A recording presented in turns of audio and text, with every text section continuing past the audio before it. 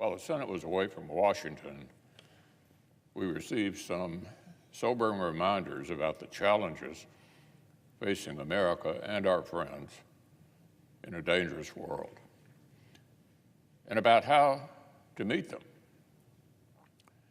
In Gaza, innocent people continue to suffer for the cowardice and hateful violence of Hamas and Palestinian Islamic Jihad.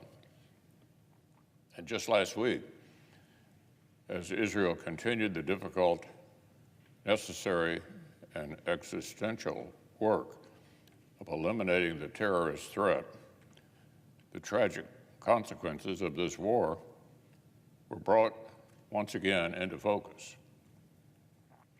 The misidentification that led to the deaths of 7 aid workers in an IDF strike was a gut-wrenching reminder that even when a sovereign nation exercises the utmost restraint in the face of enemies who use violence as a first resort, even as our ally Israel takes great pains to minimize casualties among the innocent civilians who its enemies exploit at every turn, war is still hell.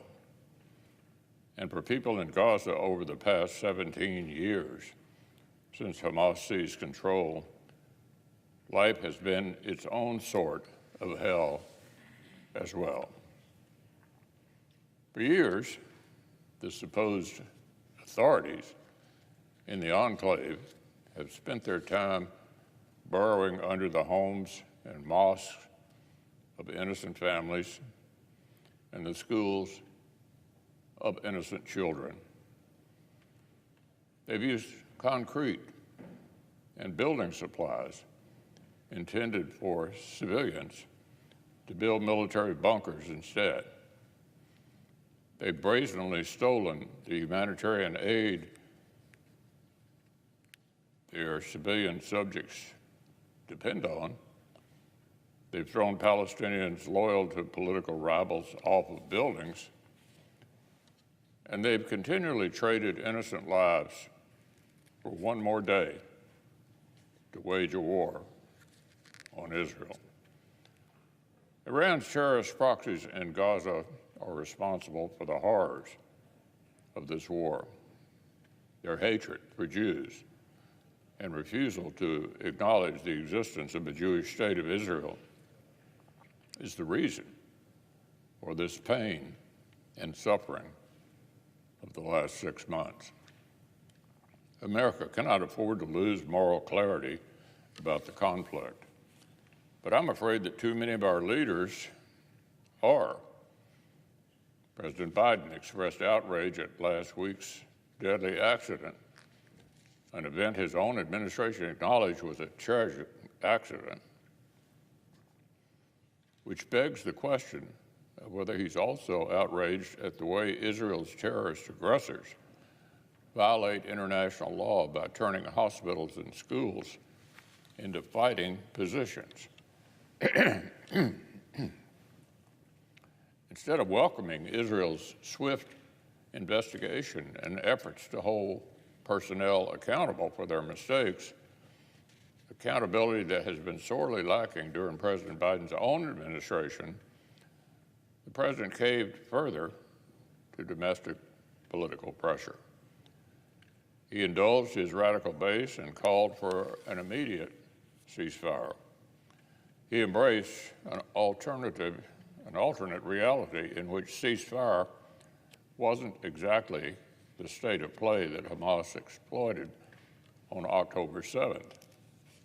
A fantasy world in which leaving Hamas intact doesn't lead to further terrorism against Israelis and Palestinians alike.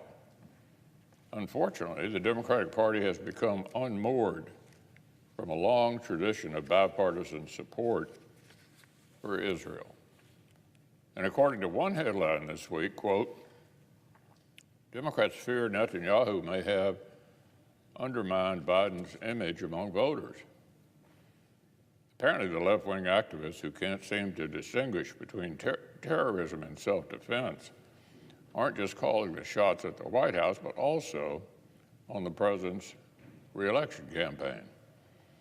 They don't seem to care that it isn't just a sovereign allies leader they disagree with, but the overwhelming majority of Israeli public who believed Hamas must be defeated. Meanwhile, President Biden is reportedly taking a cue from the odious boycott, divestment, sanctions movement and considering labeling goods from Israel's settlement communities in order to ramp up the pressure on the Israeli government. Of course, this sounds like child's play alongside the claim of one of our own Senate colleagues made just yesterday that on legal grounds, Israel's campaign against Hamas is genocide. What on earth should other friends of America think when they see the way we treat allies under attack? How should they square the Biden administration's pledge to support Ukraine's defense as long as it takes with support for Israel that is apparently as soft as the will of the most radical elements of the Democratic Party? This cannot be the message America sends to the world.